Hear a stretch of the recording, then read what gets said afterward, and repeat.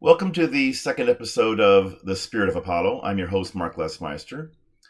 Today, we're going to discuss the important consideration when you decide to build a rocket. That is, where are you going to build it? Now, rockets have been built all over the world for centuries, but the first liquid-fueled rockets were built in Worcester, Massachusetts. Not because of any particular design advantages for building them in Worcester, it just happened to be the location of Clark University, where the rocket's designer, Robert Goddard, happened to be a professor. Robert Goddard eventually realized that densely populated Massachusetts was probably not the ideal spot to be testing rockets full of highly explosive fuel. So in 1930, he decided to move his research from Massachusetts to Roswell, New Mexico. Now, Roswell, New Mexico had a number of things to recommend it for doing rocket research. For one thing, its climate was warm and dry year-round, so rocket research could be done year-round. It was also in a very remote location, which offered Robert Goddard the privacy that he sought in his later research. Robert Goddard achieved a number of firsts in rocketry research.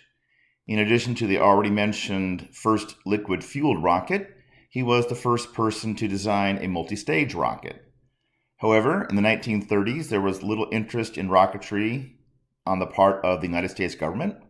And so the locus of research would shift from New Mexico over to Central Europe, specifically Germany, and eventually wind up here at the Baltic coast. It was here in the Baltic coast town of Pinna Munda that the Germans built the famous V2 rockets. Now, it's wrong to say, as some have alleged, that the scientists and engineers at Pinna Munda simply borrowed the work of Robert Goddard.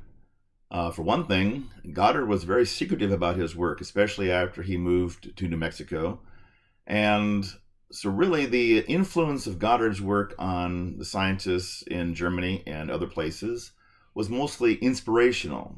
He had shown what could be done and left it to other scientists to figure out how he did it and how they could duplicate it.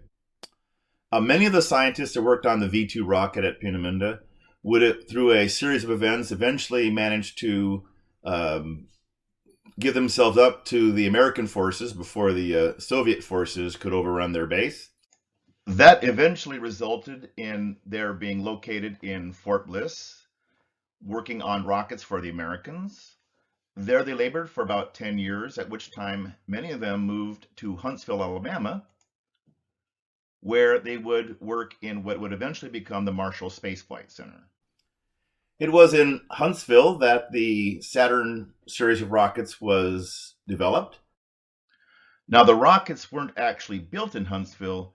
You needed a location on the coast because the first two stages were too heavy to be transported by rail or airplane. So the S1 stage, the first stage, was built at a facility near New Orleans. It was floated down the Mississippi and then taken by ship to Florida. The second and third stages were built on the California coast at Seal Beach and Huntington Beach, California, respectively. The second stage was transported by ship to Cape Canaveral. The third stage, the S4B, was transported by plane to Cape Canaveral. Once all the stages arrived at Cape Canaveral at the Kennedy Space Center, they would be assembled in their final configuration. Now, in Kennedy Space Center, there is a vehicle assembly building. It originally was called the vertical assembly building because our rockets are built vertically.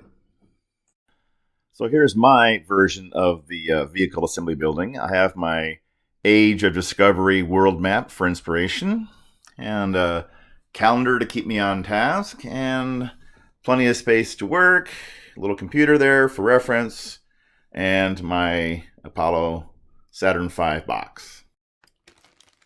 So today I'll be working on bag 2 of my kit. It essentially adds some exterior elements to what we assembled in the previous episode in bag 1.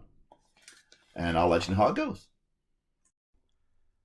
So what we ended up assembling with bag 2 was 4 exterior panels of the first stage of the rocket, which I will then attach to the rocket base from stage 1.